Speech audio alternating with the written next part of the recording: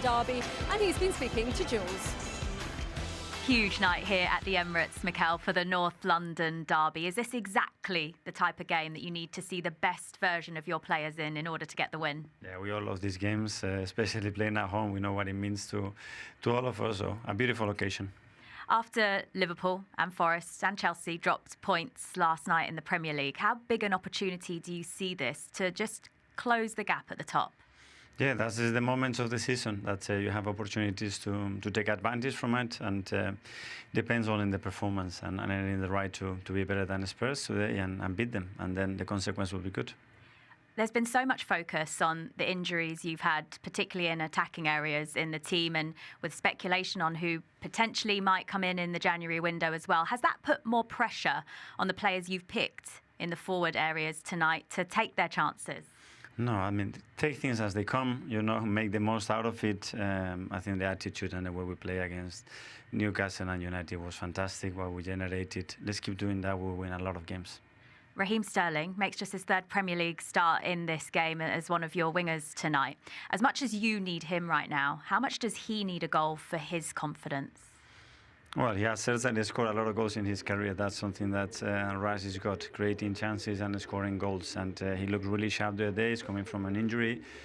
The timing is good for him because he was as well very motivated and thrived to play. And he's got a great opportunity today.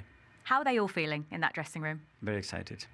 You know yourself from playing in this game that it's going to be a match full of emotion, intensity and passion. What will it mean tonight if you win?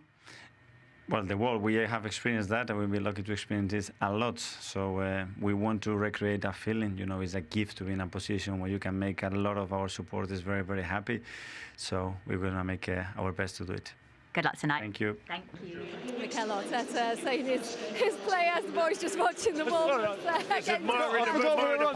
Protecting me from balls, that's what I like to think, but really just not interested in me whatsoever.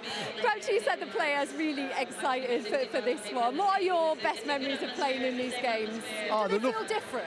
Yeah, 100%. I came through the youth team at Tottenham, so you was grounding you straight away to not like Arsenal. And I remember Arsene Wenger at London Colney used to come over and watch us play, and they were great moments, and I think it was kind of instilled in you. And listen, I only ended up playing in about 4 of them, I think, but the one that I remember was here when Yunus Kabul scored in the last minute. We won 3-2, and I think that's been the only win, I think, in the last 31 at the Emirates. So, I mean, it's a difficult place to come, and that's the reason I think Tottenham may get something out of it today, because I feel like they've got nothing to lose. I think if Arsenal aren't winning by half-time, I think the crowd get a little bit edgy, and it leads into Tottenham. Crouchy played for 1-2. Martin, the one thing I always liked and respected about you in these fixtures was just the way you kept your cool. Lindsay, you're out of order. You was always on time in a tackle though, wouldn't you? Look. I wonder what the producer was. Reducer. Oh, wow. Missed that one a little bit. Yeah. They're called reducers. They're reducers, weren't they? Them? Different time this, I think. Do you know what? He's making me out to be a certain type of player. Oh, he's popped it through. Oh my God! Like a one-man demolition machine. Yeah, gets the ball. I haven't seen this many tackles made. This is a sending off. I got the ball, Martin. Well, there's no defence for that. He's worked hard to try and find the only 5 fouls that I've made in my career. Real, there's so many exciting things about this game tonight. One of them, though, the 2 key creators on each side of this game. We've got Erdogan on one side, Kulusevski on the other. Both absolutely brilliant to watch. Yeah, technically really gifted footballers, and they're the creative spark in both teams. I think when you're looking for an opportunity to unlock the opposition, these 2 guys are normally the ones that step up for their teams. And you have to say, I think about players, who would I want to pay to come and watch? These 2 guys are who I paid to watch, definitely, because they bring something different to the game that's going to get you on the edge of your seat and do something with imagination that is going to surprise the opposition. And at the top level, those players are hard to come by. Yeah, I think Kulusevski has been somebody that's been, this is his best season. He's a physical player. He's a little bit kind of narky if you're playing against him, but he's got real quality in his feet. Erdogan, I think, probably can do, by doing less, he can do more. I think he's had lots of touches on the ball since he's come back, missed a dozen games or so. Adrenaline got him through, and I think now we'll probably see his best football between now and the end of the season. He's an outstanding talent. Grouchy, you've absolutely loved watching Kulusevski this season, haven't you? We've done a lot of the games for Tottenham this season, and you've just enjoyed what he's been doing out there. Yeah, honestly, I think he's been Tottenham's best player. I think obviously the injuries to the two centre-halves are key, but Kulusevski's been the one constant, really, because I think Son's been suffering. Mikel Arteta makes 4 changes to the team that started in the FA Cup here on Sunday. David Raya continues in goal for the very first time. In midfield, Martin Odegaard is joined by the returning pair, Thomas Partey and Declan Rice, who celebrated his 26th birthday yesterday. There is only a 3rd Premier League start in Arsenal colours for the experienced Raheem Sterling. Amongst the replacements, 2 Arsenal youngsters, Nathan Butler-Odoi and Ismail Kabia, both hoping to make their Premier League debuts tonight. Well, Ange Postecoglou makes 5 alterations from the Tottenham side that started at Tamworth in the FA Cup on Sunday. That means a league debut for 21-year-old new signing Antonin Kinski. He's played the 2 cup games over the past week. This is his first taste of the Premier League. In defence, Jed Spence replaces Sergio Reguilon at full-back. It's his first North London derby for Spence. James Maddison on the bench to begin with tonight. Postecoglou continues with an engine room of Sarr and Bissouma. Well, Lucas Berrival got his first goal for Tottenham against Liverpool recently. He starts in between Kulusevski and Son. And Dominic Solanke leads the line tonight, looking to score against Arsenal for the first time in his career. Good news for Spurs fans on the bench. The return to fitness of Richarlison, who hasn't featured since early November, but Ange Postecoglou says he will play some part tonight. So we have and from Tim to come, plus all the reaction from the Emirates Stadium to another North London derby win for Arsenal, having gone behind in that first half to Son's goal. Those 2 strikes in 4 first-half minutes ended up a happy night for the Gunners. And here he is. Leandro, listen to these celebrations. This must be a great feeling. Yeah, this is what we needed, a win today. And yeah, we all know that we have to win those games, especially against Spurs. What it means to the fans, you can see everyone is buzzing, so it's a great night for us. That's it, a win in the North London derby. You've done the double over Tottenham. There's not many better things in a league season, is there? No, definitely not. Yeah, we want to win every game, and especially those games. We know what it means to the fans, and we were up for it today, and we took the 3 points. Your goal turned out to be the winner. Your first time scoring in a North London derby. What did that feel like? Yeah, it's an amazing feeling, especially if that gives you the win as well. And I'm just happy for everyone. We work so hard day in, day out, and I had to come, and today is the day, and now we need to look forward. As a team, you have had so many chances lately, and things just haven't been falling quite right. How much did you need those goals to go in today? Yeah, we're pushing every day, as I say, and yeah, it's the hardest thing in football is to get the ball in the net, and I think we could have scored more today as well, but obviously we're happy with the 3 points, and yeah, let's celebrate tonight. Well, you do go second in the Premier League table. You're back there, 4 points now behind Liverpool. Is this now what you need? Is this the time to really put the pressure on them in the title race? Yeah, we always want to put pressure on, and we just can look at ourselves, and that's try to win every game. And started today, and as I say, we need to look forward now and take all the positives from today, and let's enjoy this win. Well played today. Congratulations. Thank you.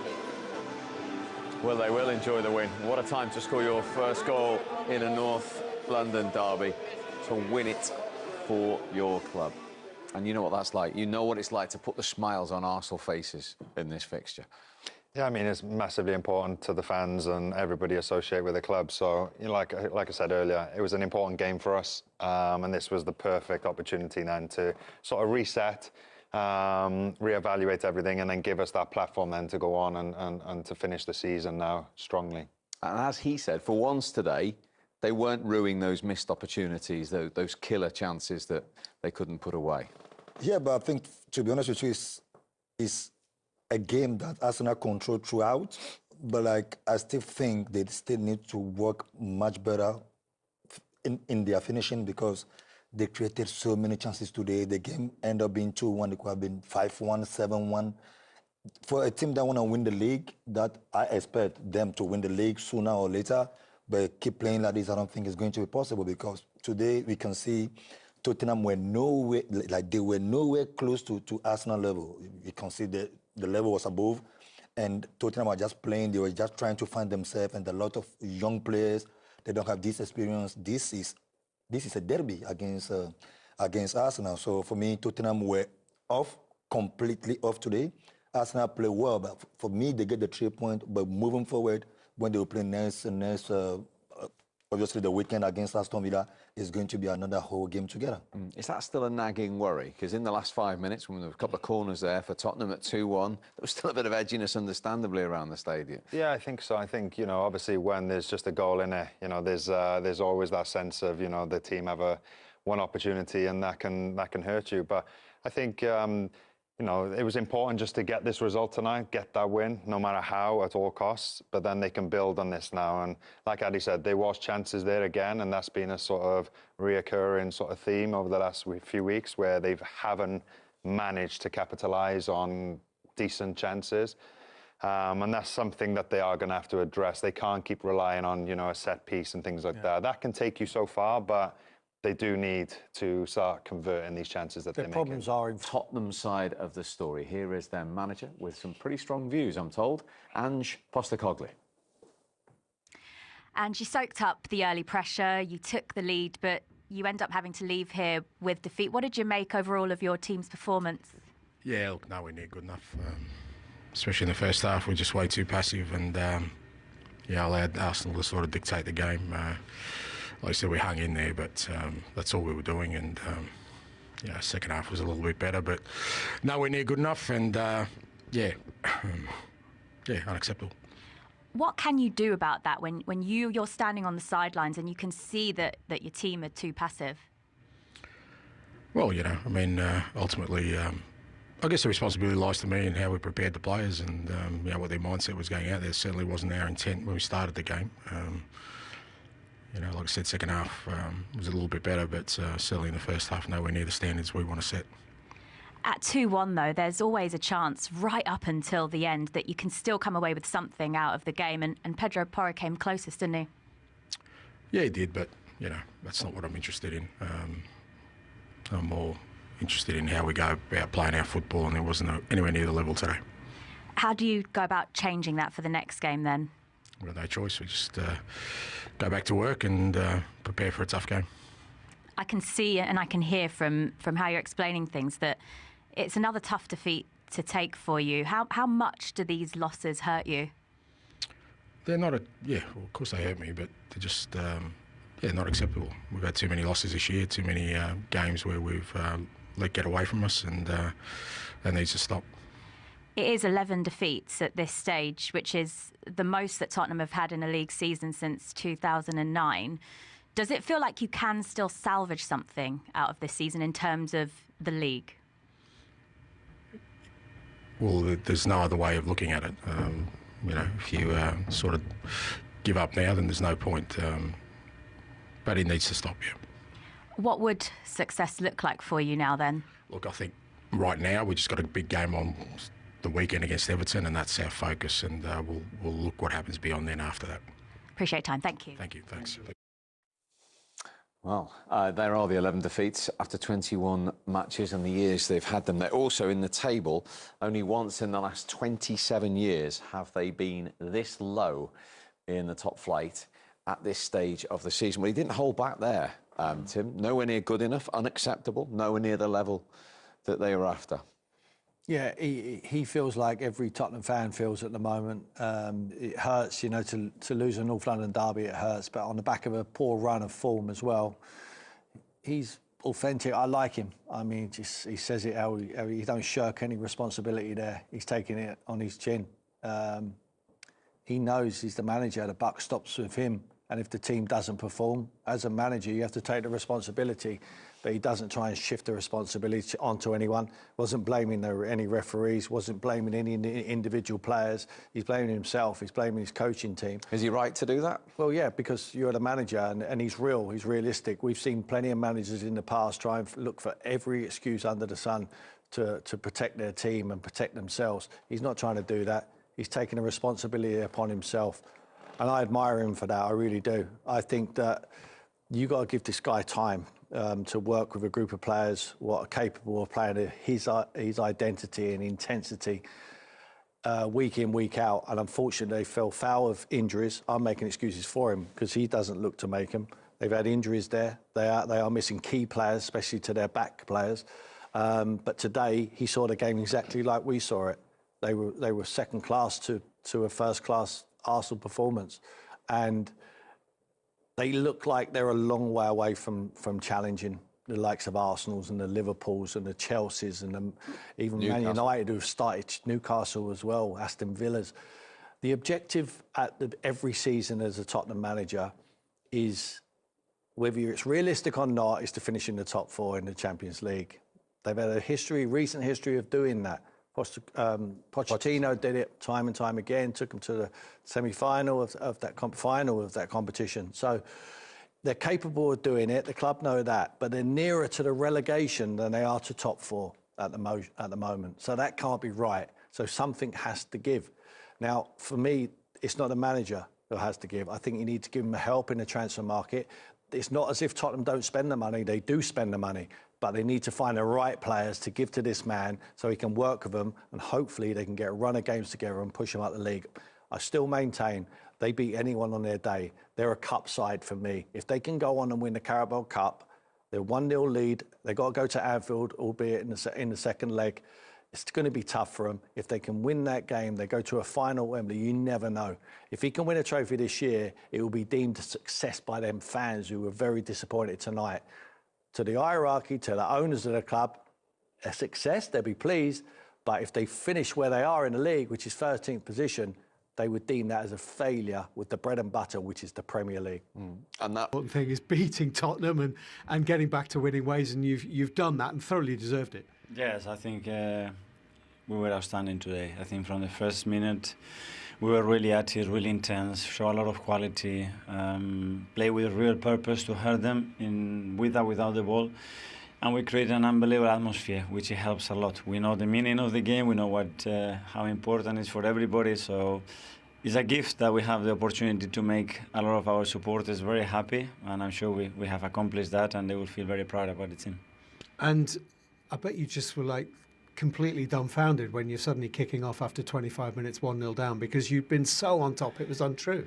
Yeah, and obviously thinking back, Newcastle, because we should have beat them, or Manchester United, the same, and then you are won. But again, the way we reacted, the attitude that we play with, not feeling sorry for ourselves, just keep insisting, keep going, it was phenomenal, because we played less than 72 hours ago, 120 minutes, and so proud of them. Again, I have to say, Pedro Porro hits the outside of the post late on. The game should have been way out of sight before you can even be made remotely nervous by something like that. Yeah, because we had some big chances and big situations. We didn't even finish in a chance. But at the end, we had to suffer more than what we wanted. But we got there at the end. I'm very happy. And I just want to ask, I know it's not the main thing about tonight, but obviously you're now 4 points off the top of the table, having played a game more. That's kind of secondary, isn't it? But it is chipping away at that gap. Well, when you have opportunities, you have to take them, that's for sure. Today we've done it. We've been a really consistent run in the Premier League again, performing in a really consistent way. Unfortunately, now it's about tomorrow. Recovery Saturday against Villa is going to be a really tough one again. And